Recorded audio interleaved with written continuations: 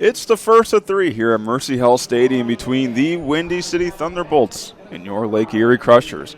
Jack Thiel alongside Andy Bull Barch in what should be an exciting series. It is the final homestand for Lake Erie as they start off with this three-game set against the Thunderbolts, and they will welcome the first place Washington Wild Things to end the weekend. But let's stay here between these two teams. We'll go on the Lake Erie side of things. Ended the homestand pretty well with that sweep over the Boomers, but things got a little rough in what was a pivotal series against the Joliet Slammers.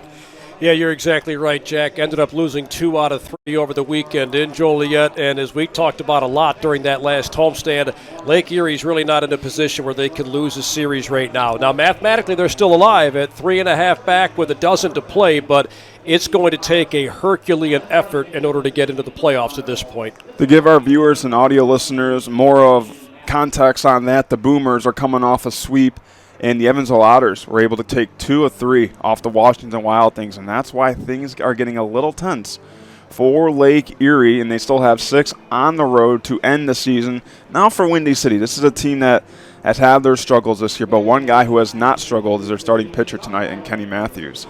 Yeah, and Kenny Matthews has plenty of experience both pitching against the Crushers and pitching at this venue.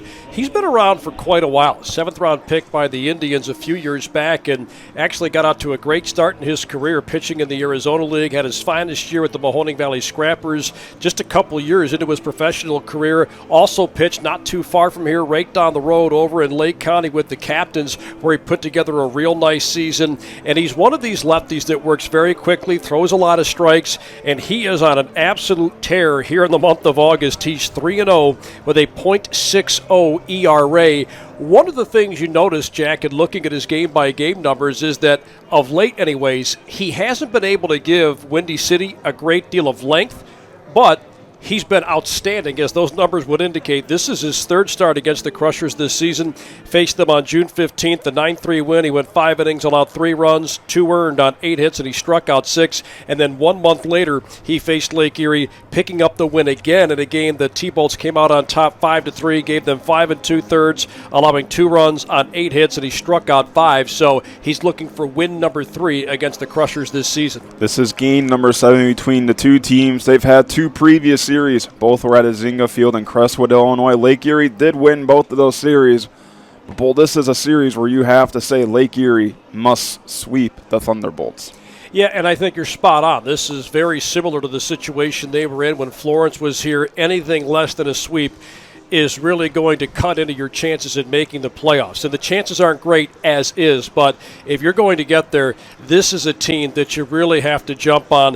At 31-52, things really haven't gone very well for Windy City this season. And knowing the other series that are going on right now, and I know we'll get to that later here in the pregame show, you really have to take advantage of this opportunity to take down a team that has got to be at least a little bit exhausted, because this is the last leg of a 9-game road trip.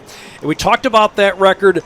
This is a chance for Lake Erie to gain some ground in that playoff race. Although Windy City has been on the cold front, they ended on a positive note to end the week, a win at Gateway against the Grizzlies. And even though this is a team struggling, this is still a team that's been hitting the ball pretty well. And if you're Lake Erie, you could maybe signal this as a trap game, possibly. A team with a lesser record, but they can come out and surprise you.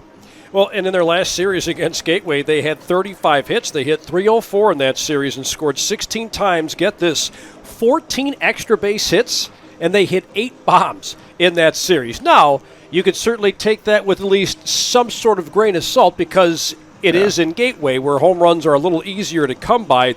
But the bottom line is they hit the ball really well in that series. Hitting .304 is nothing to sneeze at. And against the Crushers, they played some pretty close games, even though Lake Erie has the edge in the season-long